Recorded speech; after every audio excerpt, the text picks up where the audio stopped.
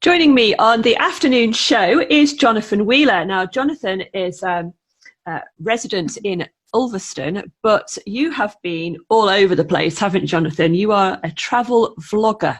Do you want to tell everybody what that means? Yes, well, I had to find out what vlogging meant. It means that I'm basically going out making videos of my travels and then putting them on YouTube.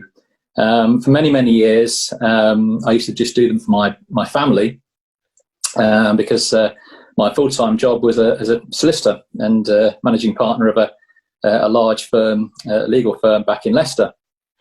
And I always have to try and fit in and squeeze in the travel when I could, which is quite difficult. And that led to a long weekend in South Korea and other stupid things, or a 2-day drive all the way up to the Outer Hebrides and back, simply because I was desperate to travel and didn't have any time with my work. So what I'm doing now, having had a career change, is I'm able to spend far more time on the creative side and really getting out there with the video camera, getting some incredible shots of places that I love or I've never been to and always wanted to go to, and I try to get across my enthusiasm for being in a new place or seeing a new incredible landscape or building, which is something that, as I understand it from my mum, I've had since I was about 3 years old. Well, I was going to ask you that. When did your maps? when did your, where was the first place you went to? Sort of independently, as it were, the first interesting place that you went to, other than perhaps some of the sort of like more usual holiday destinations, and how old were you when you did that? Well, I guess I was very fortunate when I was young that my family we did often take us driving all around Europe, which was great. But I think the first time that I actually had a bit of money, when I started out as a solicitor down in the city in London. As soon as I had a bit of money, it was one place I had to go to first, and that was Moscow, because I'd always had a huge fascination with the Soviet Union. I just missed the Soviet Union, because I got there in '93. Yes, it was a ticket to Moscow and a train to St. Petersburg, and from then on, that was it. I was then planning, and I think I've just been planning trips ever since. I think I'm up to about 80 countries, but I've gone back to many of them. Right. So I'm not one of those people that simply try to tick off all the countries of the world. And there are still hundreds, literally, that I really want to go to, and places that I want to explore further. So I'm very pleased that what I'm doing now actually gives me the time to focus on that as my number one objective.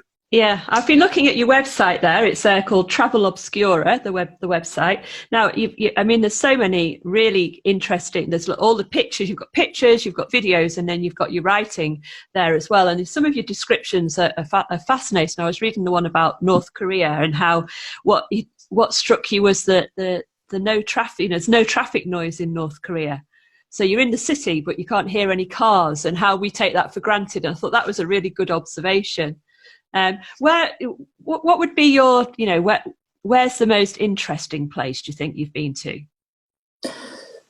Yeah, that's really hard. Yeah. I suppose the most surreal place would have to be North Korea.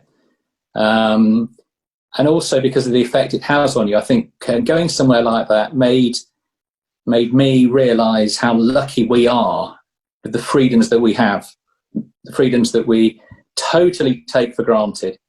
And you go somewhere like that and see that the people are, when you get to meet them, they are just like us, which is one of the great things about travel. There are, so many different governments and of all persuasions around the world. Some we may like, others we may dislike, but actually when you get to meet the people of the countries, you realise that we are so similar.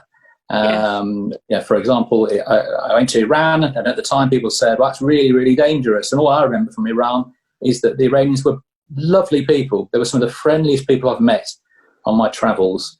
But yes, I'd probably say North Korea, simply because it was like stepping back in time. It was stepping back into, I guess, old films that I'd seen of the Soviet Union or 1950s China. You know, there is nowhere else like that these days. You can go anywhere in the world and see an advert for Coca-Cola, but you can't in North Korea, right? Because all you'll see there are propaganda posters, enormous statues, and yes, a very different experience, especially having been to South Korea as well and seeing how literally the same country has gone in two completely different directions. And you know, a little bit like East Germany and West Germany, but on a far greater scale. I remember East Germany and West Germany. I was lucky enough, because I'm so old, to have been in Berlin when the wall was still up. And I stayed with a friend there who was a sort of refugee from East Germany, and she took me across the wall to visit some of her family, you know, so going through the checkpoints and stuff like that. And that's what struck me, is that at the night time, East Berlin was quiet, no lights, everybody had just, there's no nightlife at all, and yet just across this wall you could see all these tantalizing neon lights and hear the music and the cars, and it was just so stark that the contrast stayed with me for a long time. Is there? Yes, I think in Korea, I mean, Seoul in South Korea is one of the noisiest, brightest cities you could imagine, and then yes, Pyongyang is just, it's dead at night because they have electricity problems. So you just look out over a sea of skyscrapers with almost no lights, but it's the sound. There's just no sound. There's no traffic. I'm quite used to lack of sound now, living in Bardsey and with the lovely coast and the scenery around here. It's a lot quieter than where I've lived before.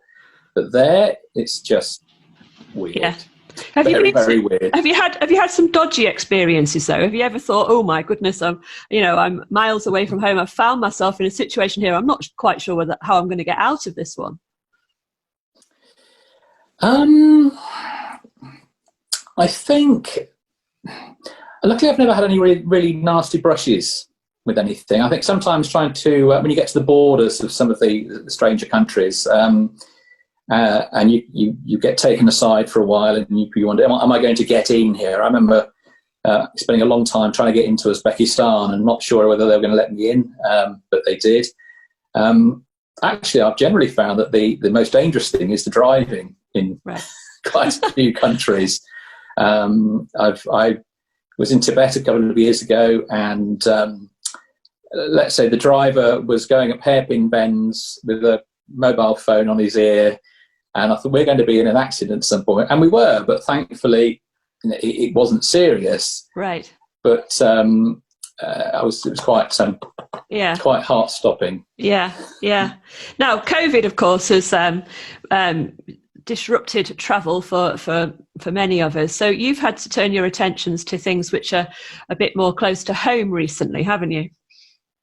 That's right. This was going to be my first, full year of blogging, and I've got a whole load of countries that I was going to go to. In fact, I did manage to get to Japan in January, just before everything went wrong, because I thought that with the Tokyo Olympics, everyone would be watching films about Japan and day trips from Tokyo, and it was an excuse for me to go back to one of my favourite countries as well. And I can remember in Tokyo watching some news about what was happening in China and still thinking, well, that seems a long way away. Yeah. And by the time I got back, it was suddenly all locking down.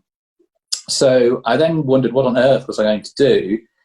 And thankfully realised that I should turn to what was on my doorstep, which I'd always had an idea I was going to at some point. But having moved here last year, I suppose I perhaps didn't feel I knew enough about it. And I thought, well, what will anyone locally think if I try to do a little video about the history or the landscapes? But the more I read and the more I talked about it, people encouraged me to do it. And so that's what I decided to do. And the more I've read about the history of the local area, of Ulverston, of Barrow, of Furness, I just find it fascinating. It is a lovely place to live. And I suppose I'd like to show people who've lived here and perhaps like anyone, when you live somewhere, you tend to take for granted. You don't always know what's on your doorstep. You don't visit it. And I suppose I could cast new eyes upon that. Yes. And so this is an incredible part of the world. It's amazing. Mountains, sea, huge skies, everything that that's coming from the Midlands we didn't have, where it was a 2.5 hour drive to the sea, and it feels like everywhere's built up. And I lived in London as well for a while, and that was even worse, of course.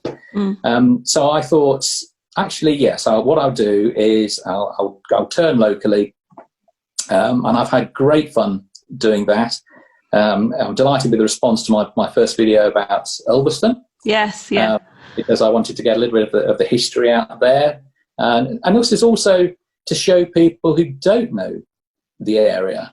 Of course, it's not a very obscure location if you live here, but most of my life I've lived further south, and really all I knew of the lakes was Coniston and Windermere, and that probably goes for most people. Yes, but you've got to be quiet, because we know it's good around here, and we don't want to spoil it. It is a double-edged sword, I know, because we are a little bit unexplored here on Furness, and the coastline is very unspoiled. But I think just to draw a few of those more adventurous travellers over to see this lovely part of the world, to experience all the independent shops that we have around here and some of the great local businesses. I'd love to think that some of my videos could help do that.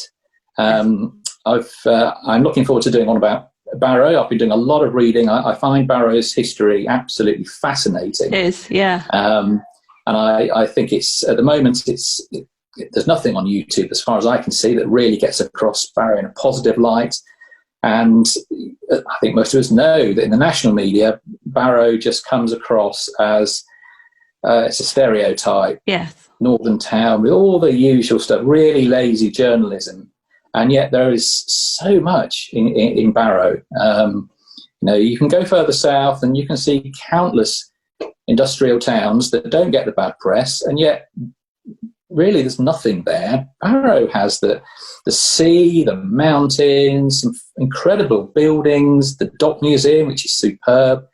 I just think, well, if I can put something out that makes people look at it and go, oh, I didn't know Barrow was like that, then hopefully I'll have done something. A bit like I do with Beirut, not comparing Barrow to Beirut, but a lot of people...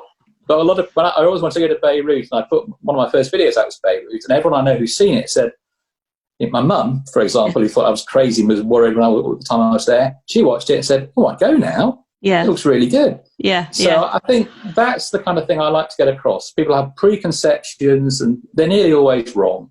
Yes. And if I can get across to people, wherever it might be, certainly locally, this is what it's like here. There's great things to see. Where can we see your films then? Now, tell everybody where we can have a look. Well, the name of my blogging site is Travel Obscura, which is Obscura with an ER on the end. The reason for that is that people always say, well, which obscure place have you been to this year? Mm-hmm.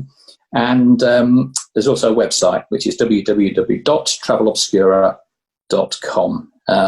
So at the moment, I've put about 20 videos on the YouTube site. I'm currently editing about 5 about the Scottish Islands, which are coming out shortly. So I encourage everyone to go on and have a look, especially as it's getting darker. We can't go anywhere at the moment. Yeah. Okay, that's brilliant. Well, keep in touch and send us your films, and we'll see what we can do with them as well. Maybe we can get them out for you too. You're very welcome on Can Do FM. Thank you, Andrea.